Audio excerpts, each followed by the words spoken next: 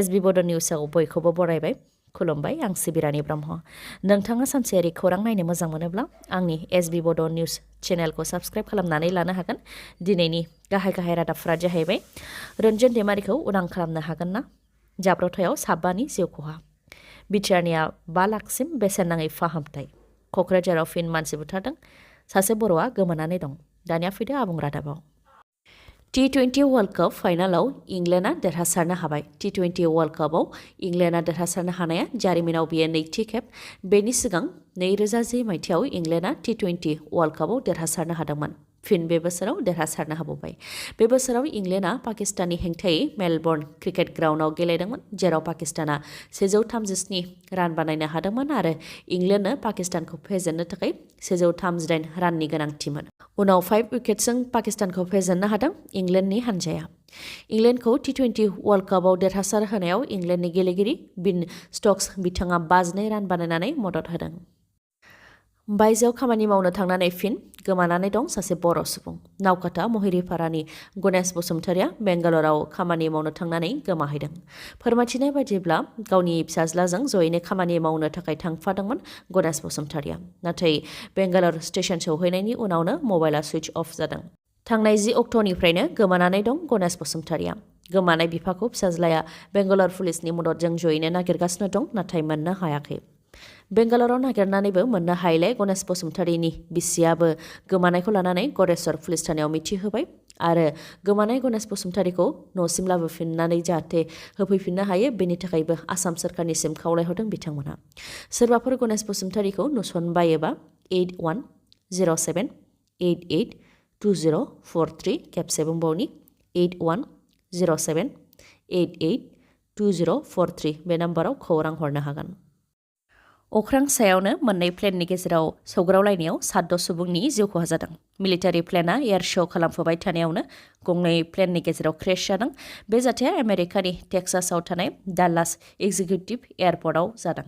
अख्रां सायाव air show खालामफुबाय थानाय समावनो गंनै प्लेननि गांजों गां नांदों जायनि थाखाय प्लेनआ क्रेश जादों आरो अर जोंब्लावनानै हायाव गोग्लैदों जाय जाथायाव 7 सुबुंनि जिउ खहा जादों क्रेश जानाय गंनै मिलिटारि प्लेननि मुङा फारियै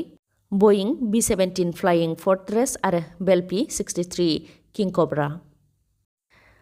गोजोननि नोगोर क'क्राझाराव फिन मानसि बुथारनाय जाथाय क'क्राझारनि सालाखाथियाव फिसाज्लायानो बिफाखौ बुथारदों फिसाज्लानि मुङा शाहिनुर आली आरो बिफानि मुङा बाहार आली रिपर्टनि बायदिब्ला न'खरनि जेंनाखौ लानानै बिफा आरो फिसाज्लानि गेजेराव गिबियाव नांज्लायलायनाय जाग्रोदोंमोन नाथाय उनाव फिसाज्लाया देगारजों बिफाखौ सुदों आरो खारखुमालांदों फिसाज्लानि देगार सुनायजों गोब्राब जोखोम जानाय बाहार आलीखौ देहा फाहामसालियाव लांनाय जादोंमोन नाथाय डक्टरा रैखा खालामनो हायाखै बे बुथारनाय जाथायखौ लानानै पुलिसआ केस रेजिस्टार खालामबाय आरो खारनानै थानाय शाहिनुर आलीखौबो नागिरनायनि हाबाखौ जागायजेनबाय होननानै फोरमायथिदों UPPL दोलोनि 3थि बोसोरारि जथुम्माया मैया जोबनानै थांबाय मैयानि सानाव गाहाय आलासि महरै नुजाथिफैदोंमोन आसामनि गिबि मन्थ्रि डक्टर हेमन्त बिश्व शर्माया आलासि महरै नुजाथिफैनानै BTRनि थाखाय माखासे गोजोनथाव रादाब होलांदों आसामनि गिबि मन्थ्रि डक्टर हेमन्त बिश्व शर्माया बिथाङा बुंथिदों दि गेलेनाय बिथिङाव जौगाहोनो थाखाय गुवाहाटीनि सरोसजाय स्टेडियाम बायदि क'क्राझारावबो गेलेमु कमप्लेक्स बानायगोन आरो बेनि थाखाय 150 कोटि रां फोसावदों डक्टर हेमन्त बिश्व शर्माया आरो स्टेडियाम लुफुंनायखौ 6 दाननि गेजेरावनो जागायजेनगोन होननानैबो फोरमायथिदों बेनि अनगायैबो फैगौ 1 जानुवारिनिफ्राय BTRआव गोरिब सुबुंफोरनि थाखाय गोदान अरुणोदय बिथांखि होगोन लोगोसे BTRनि गोरिब थाखोनि सुबुंफोरनो बेसेन नाङै माइरंनि रेशन कार्ड होनायखौबो 1 जानुवारिनिफ्रायनो जागायजेनगोन आरो जायफोरनिया रेशन कार्ड थागोन बिथांमोनहा आसाम आरो आसामनि बायजोआव 5 लाख रांसिम बेसेन नाङै फाहामथाय लानो थाखाय खाबु मोनगोन होननानै फोरमायथिदों आसामनि गिबि मन्थ्रि डक्टर हेमन्त बिश्व शर्मा बिथाङा बेनि अनगायैबो BTR गोरोबथानि दफाफोरखौ फारि फारि मावफुंनो रादाय होदों बिथाङा आरो बारग' NDBफोरनि सायाव थानाय केसखौ आयेननि गेजेरजों थांनानै बोखारनायनि खामानिया सोरखारनि बिबान बेनिखायनो रायजो सोरखार आरो BTC सोरखार जयैनो खामानि मावगोन बेनि अनगायैबो UPPL आरो BJPनि सोमोन्दोखौ गोरासिन खालामनो थाखाय फैगौ 2024 मायथाइनि लकसभा बिसायख'थियाव जयैनो बिजाथि फसंगोन होननानै फोरमायथियो आसामनि गिबि मन्थ्रि डक्टर हेमन्त बिश्व शर्मा बिथाङा रन्जन दैमारिखौ उदां खालामनो थाखाय NDBनि मोनब्रै हान्जाजों लोगोसे जोबथेसालियाव थानाय एनडिएफबि नखरनि सोद्रोमाफोर आरो एबसु जयैनो तामुलपुराव सावरायलायदों होननानै फोरमायथिदों दिपेन बर'आ।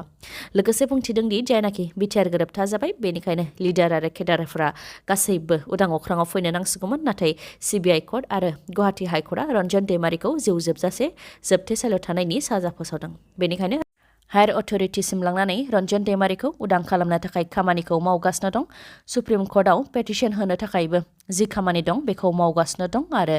राजखान्थि लेभेलाव भारत सरकार आरो आसाम सरकारखौ खावलायनो थाखाय आरो नारसिननो थाखायबो पाब्लिक केम्पेइन एबा बाइक रेलिखौ खालामदों। मानोना सरकारा रायजो राजानि होख्रावनायखौ खोनासंनो नांगोन होननानै बुंथियो दिपेन बर'आ। लोगोसे रन्जन दैमारिखौ उदां खालामनो थाखाय एबसु एनडिएफबिनि मोनब्रै हान्जा लोगोसे जोबथेसालियाव थानाय एनडिएफबि नखरनि सोद्रोमाफोर बिटिसि सरकारनिफ्राय रिप्रेजेन्टेटिभ आरो उखिलफोरा जयैनो सावरायलायदों होननानैबो फोरमायथियो दिपेन बर'आ। कचबिहारनि महाराज अनन्त राय बिथाङा फिन बिटिआरआव दावबायफैदों।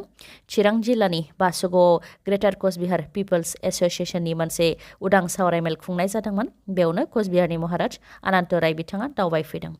जेराव गोबां रोजा रोजा सुबुंफोरखौबो बाहागो लाहैनायखौ नुनो मोननाय जादों। ग्रेटार कचबिहार पिपल्स एस'सिएशननि बे मेलाव बाहागो लानानै बिथां अनन्त रायआ फिन गोदानै क्षमताफोर रायजो दानायनि सायाव माखासे खोथा बुंफिनदों। बिथाङा फोरमायथिदों दि क्षमताफोर रायजो दानो थाखाय भारत सरकारा गुबुन गुबुन रायजोनि स्टेक होल्डारफोरजों सावरायनायनि उनाव जोबथा थांखिखौ लानाय जागोन होननानै भारत सरकारनि पिआइबि रिपर्टआव बुंनाय जादों होननानै फोरमायथिदों बिथाङा। खाथि खालानि रायजोफोर जेरै आसाम, वेस्ट बेंगल आरो बिहार बेफोरनि स्टेक होल्डारफोरजों सावरायलायखांनायनि उनावसो जोबथा थांखिखौ लानाय जागोन, अदेबानि क्षमताफोर रायजो दाफुंनायनि थांखिखौ लानाय जागोन होननानै फोरमायथिदों होननानै बुंथिदों अनन्त रायआ। गंसे ट्रेक्टर आरो गंसे ट्राकनि गेजेराव गोख्रों सौग्रावलायनाय